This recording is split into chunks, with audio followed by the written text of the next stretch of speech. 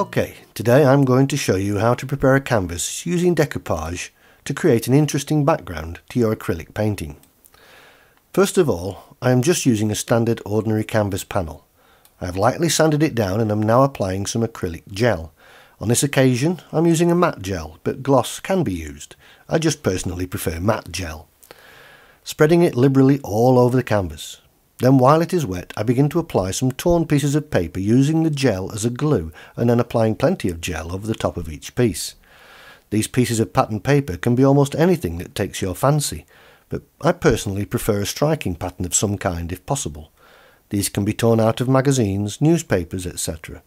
I like to also make my own patterns using a photo editing or drawing software, then printing them out on my printer. Remember to use the thinnest paper that your printer can handle. The thinner the better.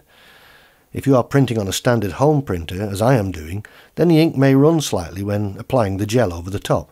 This doesn't bother me too much, as it is not really that bad.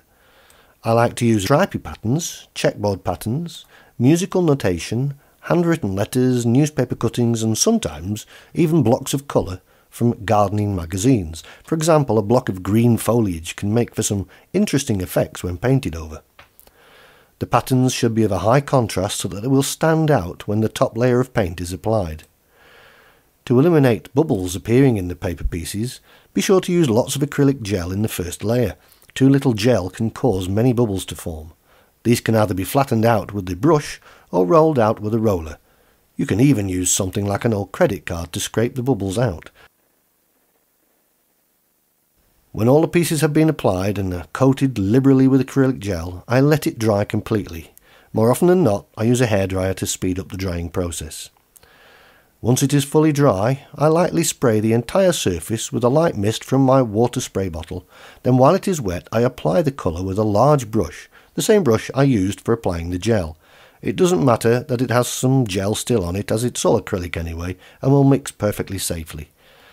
In this instance, I'm applying a cadmium orange colour, but you can use whatever colour you want as your background colour to your final painting.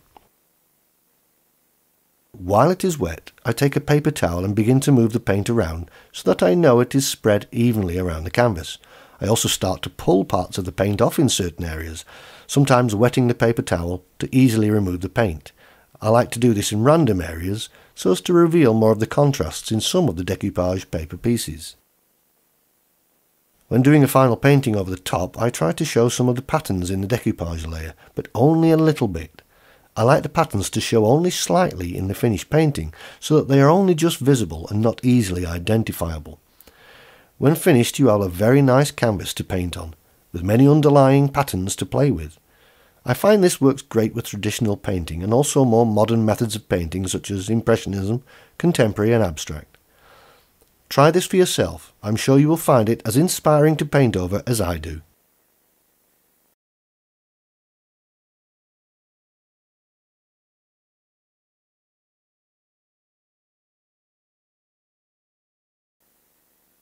Thank you for watching this video. I hope you liked it and that it has been of some small benefit to you.